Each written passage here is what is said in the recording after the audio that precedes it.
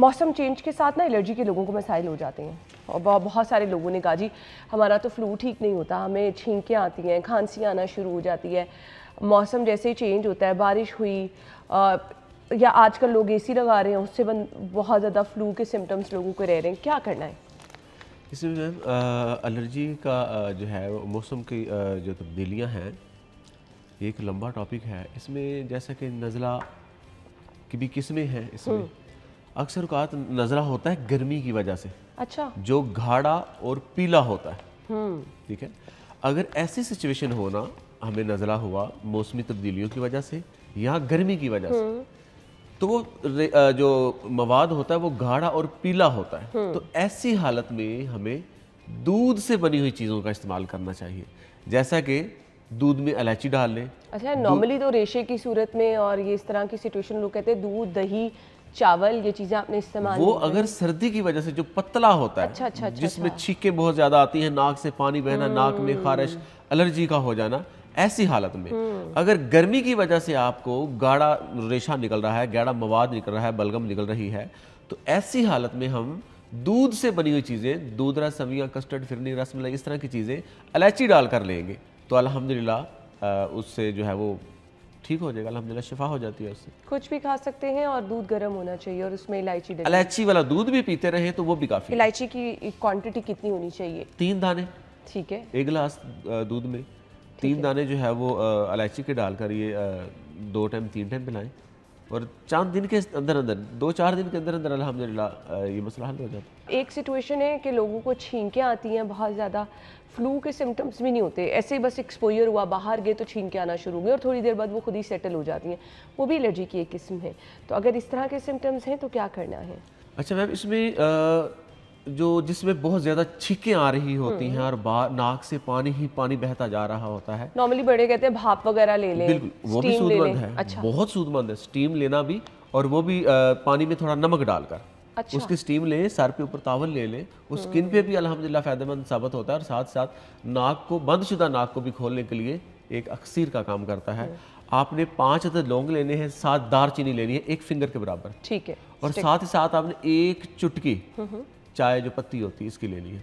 काली खूब चाय जोश जो घर दे में बनाते हैं। जी, ओके, खूब जोश दे, इसका जोशांदा बना लेना है। अच्छा, ये भी अल्हम्दुलिल्लाह फिलफोर रिएक्ट करेगा, फिलफोर जैसे कि खुश कर देगा। जैसे छींकें बहुत ज़्यादा पानी आ रहा होता, एक दफ़ा तो अल्हम्दुलिल्लाह ये खुश कर देगा, फिर वक्तन फ़क्तन इस नुस्खे को इस्तेमाल करते रहें, ये रात तक अल्हम्दुलिल्लाह बीमारी दूर हो जाती है और शिफा कुल्ली हासिल हो जाती है। छोटे बच्चों में चेस्ट इन्फेक्शन हो जाए ना, बहुत छोटी एज हो, तो अक्सर घर में कहते हैं घर में कहवा बना के ना सौंफ, सौंफ अच्छा, बेस्ट सोल्यूशन है, सिर्फ जस्ट सौंफ। सिर्फ सौंफ, सौंफ आपने उसका तकरीबन, अगर छोटा बच्चा है, चाय के 1 चम्मच डालें 2 कप पानी में, उसको जुशाएं, खूब जुशाने की सूरत में नीचे उतार लें और उसमें शहद मिक्स करें और वक्फे वक्फे से 2-2, 3-3 चम्मच देते रहें। चेस्ट इन्फेक्शन के लिए इंतहाई बेज़रर चीज़ अल्हम्दुलिल्लाह।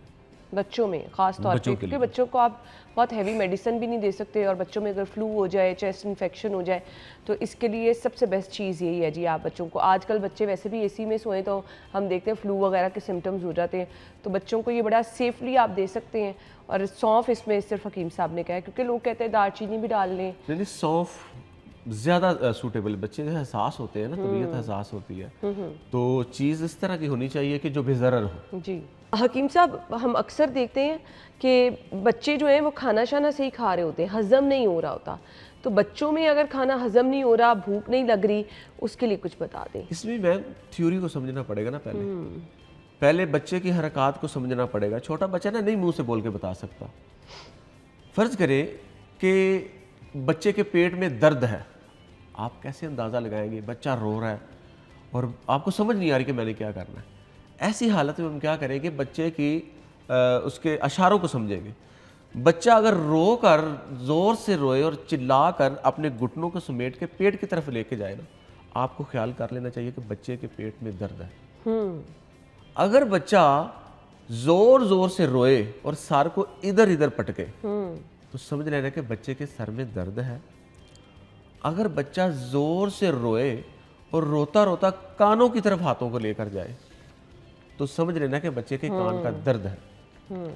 अगर बच्चे की पेट की खराबियाँ हैं, जिस वक्त पेट की खराबियाँ तो बच्चा शिद्दत से रोता है, और ये जज कर लेना चाहिए माओ को, जिस वक्त बच्चा शिद्दत से रोता है ना और अपने घुटनों को समेट कर पेट की तरफ लेके जाता है, जिस वक्त पेट की खराबियाँ या पेट का दर्द होता है, ठीक है, आपने सौंफ और अजवैन दोनों का कावा बनाना है। ठीक है। सौंफ और अजवैन का दोनों का कावा बनाना है। सौंफ और पुदीने का कावा भी बन सकता है, दोनों ही बेज़रर हैं। सौंफ और अजवैन का कावा बनाएं, उसमें हस्बे हाजत नमक डाल दें और वो बच्चे को वक्तन फ़क्तन पिलाते रहें। फ़ौरन अल्हम्दुलिल्लाह दर्द से आराम हो जाता है, और जो बच्चा चीख रहा होता है, चिल्ला रहा होता है, अल्हम्दुलिल्लाह शिफा कुल्ली हासिल हो जाती है। कुछ लोग को गैस का प्रॉब्लम रहता है, बड़ों में ख़ास तौर पर, और अगर बच्चों में भी हो तो इसके लिए बता दें क्या करना है। इसमें हमें दूध बंद करना चाहिए। अच्छा, इसमें अक्सर किसी भी किस्म का आप घर का दूध दे रहे हैं, पाउडर मिल्क दे रहे हैं, बच्चों का दूध बंद कर दें। बिल्कुल। इसमें ना दरअसल जिस वक्त इंसान के मैदे में ना दो एसिड होते हैं, जैसा कि इसमें पेप्सिन और HCl, जिस वक्त उसमें बिगाड़ पैदा होता है ना, तो जो है गैसेस बनना शुरू हो जाती हैं, पेट में खाना पड़ा पड़ा सड़ने लग जाता है, उस वक्त गैसेस पैदा होना शुरू होती है। और अक्सर औकात मैदा भी ख़राब होता है, गैसेस भी पैदा हो रही होती है, और लोग जो है उनको ग़िज़ाई शेड्यूल सेट करने ही नहीं आ रहा होता, तो वो जो है वो दूध पिए जा रहे होते हैं और दूध से बनी हुई चीज़ें खा रहे होते हैं। ऐसी हालत में मामूली सा नुस्खा बता देता हूँ, अल्हम्दुलिल्लाह बड़े बड़े नुस्खों से जो है वो अल्हम्दुलिल्लाह बाजी ले देगा। गुलाब की पत्तियाँ लेनी है, गुलाब की पत्तियों में 1 चम्मच सौंफ का डालना है आपने, और उसका कावा बनाना है, जुशांदा बनाना है। ड्राई ये गुलाब गैस की ट्रबल पत्तियां के लेनी लिए है आपने कि ड्राई फ्रेश? Dry okay. ताज़ा भी ले सकते हैं। ताज़ा लेनी है तो फिर 2 चम्मच लेनी है, खुश्क लेनी है तो 1 चम्मच लेना ठीक है। गुलाब की पत्तियाँ। ये गैस ट्रबल के लिए अल्हम्दुलिल्लाह ये फौरी असर, एक तो पेट को साफ करेगा, और दूसरा जो है वो गैस के लिए अल्हम्दुलिल्लाह सूदमंद साबित होगा। और ये सुबह शाम 2-3 दिन इस्तेमाल कर लें, गैस का हमेशा के लिए खात्मा हो जाता है। कावा बनाना है इसका, दोनों चीज़ों का 2 कप पानी में डाल के 1-1 चम्मच उसको कावा बनाएं, जुशाएं, जिस वक्त 1 कप रह जाए शहद मिलाकर पी लिया करें।